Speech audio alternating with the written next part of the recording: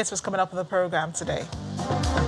The UK government treating a blast outside a Liverpool hospital as a terror incident.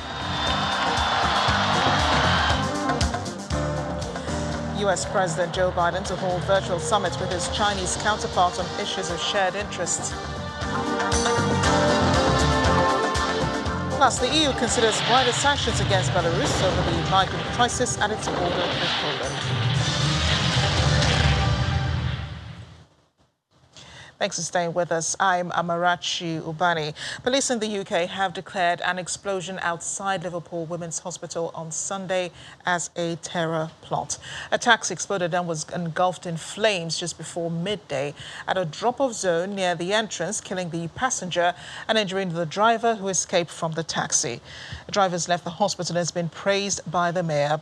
Home Secretary Priti Patel says the UK's terror threat level has been raised to severe, meaning an attack is highly likely because the explosion in Liverpool was the second in a month. So there have been more developments on that story. The police has been speaking on the explosive device that blew up the taxi. Assistant Chief Constable Ross Jackson of Counterterrorism Policing Northwest said that while the motivation for the explosion is not known, he was being treated as a terror incident. Police say 4 men have been arrested in connection with the blast, 1 in the Kensington area of the city, and was earlier today, and 3 other men aged 21, 26 and 29 were detained on Sunday in Kensington. They were believed to be associates of the taxi passenger.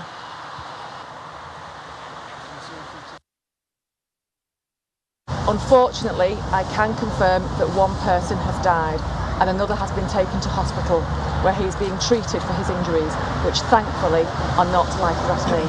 Work is still ongoing to establish what has happened and could take some time before we're in a position to confirm anything. We are keeping an open mind as to what caused the explosion, but given how it has happened and out of caution, Counter-Terrorism Police are leading the investigation, supported by Merseyside Police. Probably be hearing from Constable Ross Jackson later. But Prime Minister Boris Johnson has praised a taxi driver for having an incredible presence of mind to flee the attack. A disaster. So first of all, this is an ongoing investigation, and so I can't comment on the details or exactly what type of incident it was, what type of crime it may have been, but it does look as though the taxi driver in question did behave with incredible presence of mind and bravery. But I've got to say, this is something that is an ongoing investigation. I think it would be premature to say much more than that. The VOA's Henry Virgil is in London, from where he joins us. Henry, great to see you. Now, I imagine the city is a bit shaken by the blast, considering that this is not a common occurrence in the UK.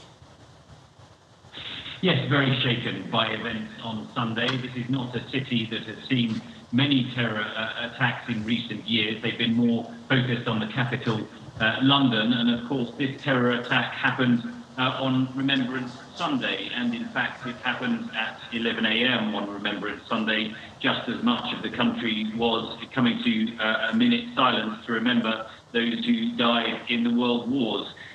So it's a city left shaken, it's a country left shaken by events and waiting for more answers as to exactly what was the nature of this attack. You've gone through some of the details we know so far there, and we're waiting for further details from the counter-terrorist police who have taken charge of this incident. But we do know some anecdotal stories about what happened on Sunday. The taxi driver is being so highly praised because it seems that as he pulled up to the hospital, to the drop-off zone, he managed to escape the taxi and lock the doors, and then the explosion happened. Now, this is a completely unconfirmed theory, it has to be said, but it would seem that the media are speculating that he managed to perhaps trap the attacker and the bomb inside the taxi before further harm could be done, although that is just a theory. Currently, as I say, we're waiting for further details from the police. The taxi driver, David Perry, a local man, has now left hospital. His injuries are not so severe. and of course he will give further evidence, one would think, to the police. And thankfully, no one else, well, the death toll could have been higher had that taxi managed to have gotten close enough to the hospital. Thankfully, the taxi driver pulled out as quickly as possible. But will he be talking to the police as well regarding what happened, what his experience was now that he's left hospital? Certainly, and that would be the first line of evidence for the counter-terrorism inquiry. What we do know is that the passenger that David Perry picked up lived about 10 minutes away from the hospital, and the reports are that the drive to the hospital was uneventful, and it seems that the driver had no cause for suspicion over the passenger in the back or events that were about to transpire. As you've been hearing there have been 4 other arrests, all of them in Liverpool City itself, associates of the passenger. It seems all young men in their 20s. On Sunday there were 3 arrests, another today. The arrests on Sunday were of 29, 26 and 21-year-old men. They can be held for 14 days without charge under counter-terrorism laws. So those investigations could be ongoing for some time yet. And we wait to hear more details. There is, of course, much speculation in the media, investigations by them about what has been going on. Local reports in Liverpool suggesting that the man who died in the taxi was of Middle Eastern descent. That has not been confirmed. The police say they do know the identity of the man, but they have not officially released it yet to the public. Yeah, they have to be very careful here. But the terror threat level has been raised to severe. What will that entail? Yes, that's right. It has been raised to severe, the second highest level in Britain. The official description of that is that a terrorist attack is highly likely. And the Home Secretary, Priti Patel, explained the reasoning was that less than a month ago, the MP David Amos was murdered in a terror attack in his constituency in Essex. So this is the second terror attack in less than 4 weeks. And so the threat level has been raised. In practice, that means increased levels of policing and security at key infrastructure points like airports and ports. So any travellers can expect longer wait through security. There will be greater policing around big public events like football matches as well. And don't forget that Britain has just hosted the COP26 climate conference in Glasgow, when that was one of the biggest police operations that the country has seen, with police being pulled in from across the country into that Scottish city. And so all those police will be going back to their own areas now, and they will be faced with an evolving terror threat situation across the country, and there will be, presumably, their leave will be cancelled, and they will have to be out on the streets in greater force, both to protect the public and to give them further reassurance. Well, Henry, thanks again for bringing us up to speed on this, and do stay safe. Thanks very much. China says forthcoming talks between the Chinese President Xi Jinping and his U.S. counterpart Joe Biden will matter a great deal to the bilateral ties between China and the United States and international relations. The Chinese Foreign Ministry spokesman Zhao Lijiang said this during a press briefing today. He said President Xi will have a video meeting with U.S. President Joe Biden on Tuesday morning in China, but Monday here still, and that the China-U.S. relationship now stands at a critical crossroads, and this virtual meeting will matter a great deal to the China-U.S. relationship and also to international relations.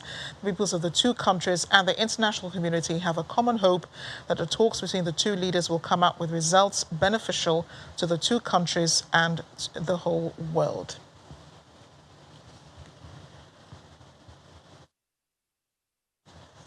President Joe Biden and President Xi Jinping will be holding talks as tensions deepen between the two countries. The competing superpowers surprised many last week by issuing a joint declaration to address climate change at talks in Glasgow, Scotland. But growing concerns of a military confrontation over Taiwan have thrown their differences into sharp relief. The pair's third meeting will address several thorny topics, such as cybersecurity, trade, and nuclear non-proliferation, Those are sources familiar with the negotiations telling U.S. media. A statement has been released by the White House saying the two leaders will discuss ways to responsibly manage the competition between the United States and the PRC, as well as ways to work together where our interests align.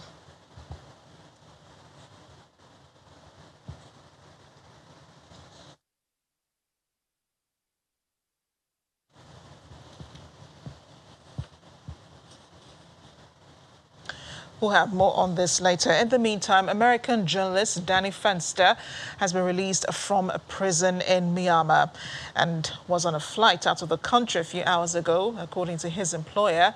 It's 3 days after he was jailed for 11 years in a ruling that drew international condemnation. A 37-year-old Fenster, the managing director of an independent online magazine in Myanmar, was arrested in May and sentenced to prison on Friday for incitement and violations of immigration and unlawful assembly laws. He was among dozens of media workers detained since February 1st when the military coup happened in Myanmar. It triggered nationwide protests and strikes in an outpouring of anger over the abrupt end of a decade of tentative steps towards democracy in Myanmar. The circumstances around Fenster's release were not immediately clear, but a spokesperson for Myanmar's ruling military council has not responded to a request for comments by journalists in the country. Now, more on that meeting between the Chinese President Xi Jinping and U.S. President Joe Biden. Talks will surround cybersecurity, trade and nuclear proliferation, main subjects on the table, we understand. But our correspondent in Washington, Maria Bird, joins us now with an update. Maria, what more do we know about this meeting holding between the two leaders, albeit virtually?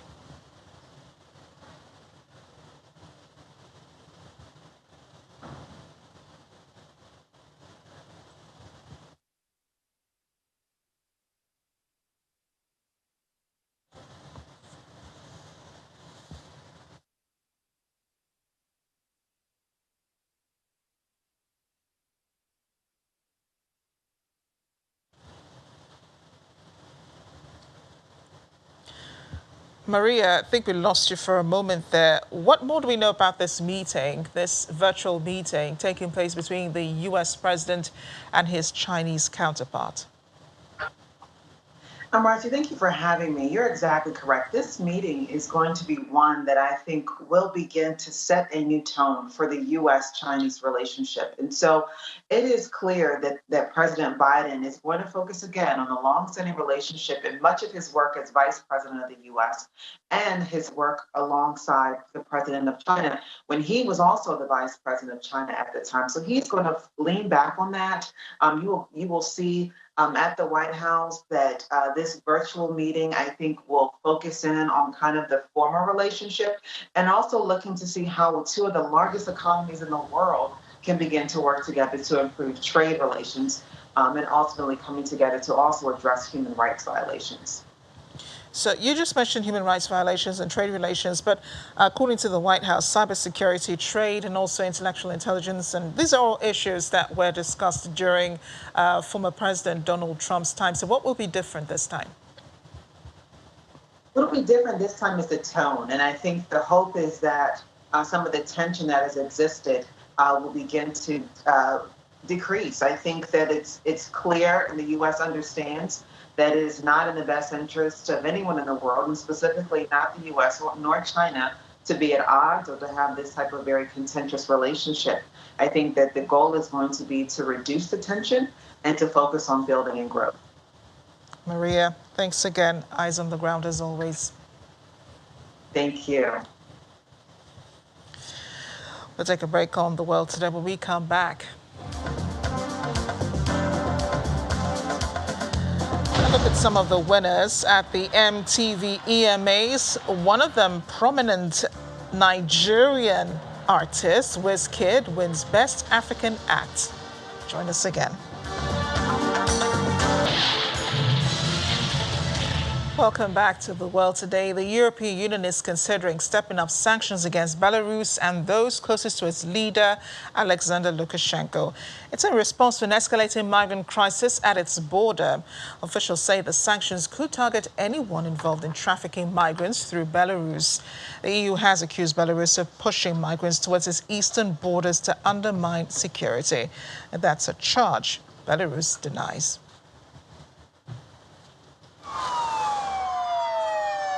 On Monday, police presence on the Polish side of the border with Belarus was high as the migrant crisis on their border increased. The police convoys were seen rushing past journalists at the side of the road, while civilian vehicles were also subject to searches by authorities.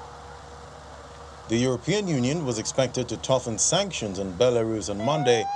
The bloc may extend them to include airlines and others involved in transporting migrants. Germany's Heiko Maas says airlines could be told to stop transporting migrants to Minsk or face being banned from landing in Europe, warning the bloc was nowhere near the end of sanction spiral. Europe accuses Belarus of mounting a hybrid attack by flying in migrants from countries like Syria and Afghanistan and pushing them to cross illegally into EU member Poland.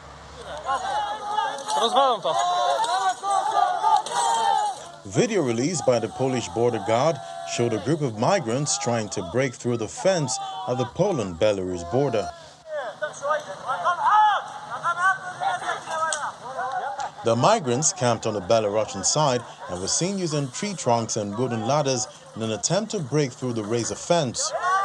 The border guard described the scene on a post published with the video as a fourth attempt by a group of 60 migrants to move across the border.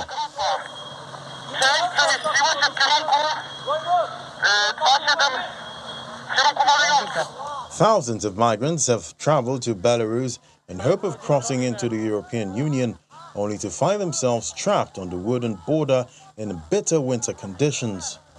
They moved towards the Polish frontier last Monday, setting up a camp there and in groups, and have attempted to enter Poland and nearby Lithuania numerous times. Belarusian president says it has been difficult trying to encourage the migrants to go home. He also says Minsk would retaliate against any new sanctions imposed on it by the West. Belarus's ally, Russia, says the Kremlin is ready to mediate in the migrant crisis in the European Union and that Moscow was already doing so to an extent. During a conference call with reporters, Kremlin spokesman Dmitry Peskov dismissed as wrong a statement by the U.S. State Department that Belarus's actions on the border with the EU aim to distract from Russian military activities close to Ukraine.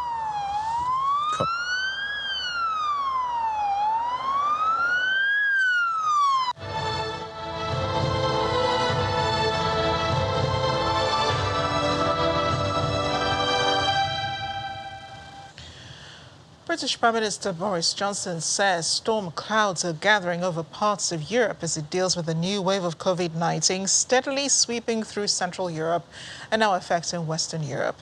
He made the comment during a press conference today. It comes just as countries like China have reduced the number of cases following a month of a fresh outbreak. Here's a global update. A month ago, China had reported a fresh outbreak of COVID-19 that has since reached more than two-thirds of the country's provincial-level regions. There have been more than 1,000 confirmed cases of the COVID-19 virus in total over the last 30 days.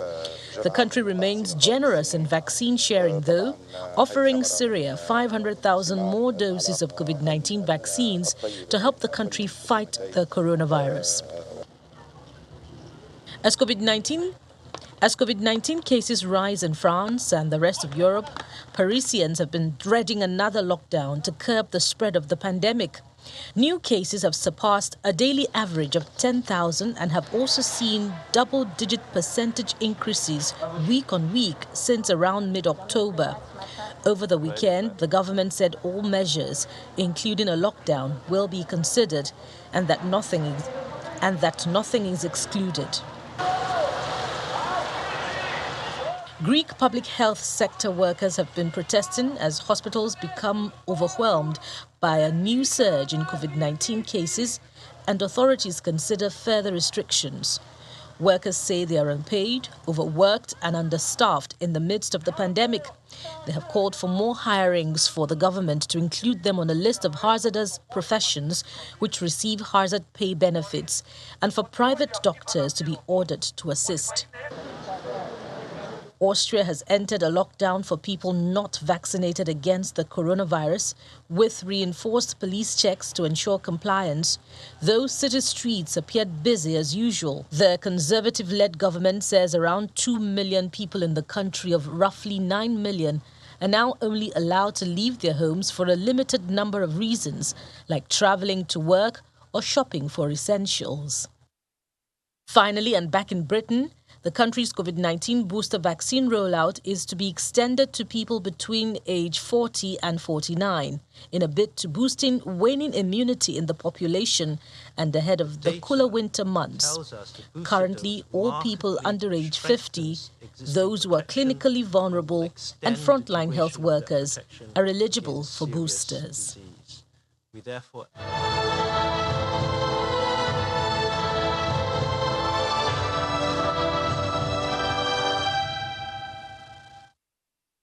And the second edition of the Intra-African Trade Fair has kicked off in Durban, South Africa, with several African leaders, including Nigeria's President Muhammadu Buhari, in attendance. The event is hosted by the African Export-Import Bank and the Government of South Africa, with a theme focusing on the newly launched African Continental Free Trade Area. Most of Africa's existing challenges, whether security, economy, or corruption, can be traced to our inability over the years to domesticate the production of our most basic requirements and provide jobs to our teeming and dynamic youth population. Under the African Continental Free Trade Area, we can double our African trade by 2030, reduce our reliance on imports and therefore create more jobs within the continent. We cannot achieve this goal by talking alone. The implementation will be a difficult journey, but all challenges are surmountable if both public and private sectors collaborate. On the public sector side, governments must support local entrepreneurs to build scale and therefore improve productivity.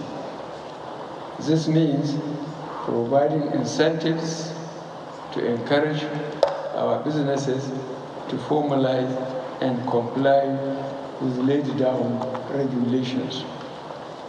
Let me assure you that Nigeria has come to Durban in full force to actively participate in this very important trade fair and take full advantage of all the opportunities it provides.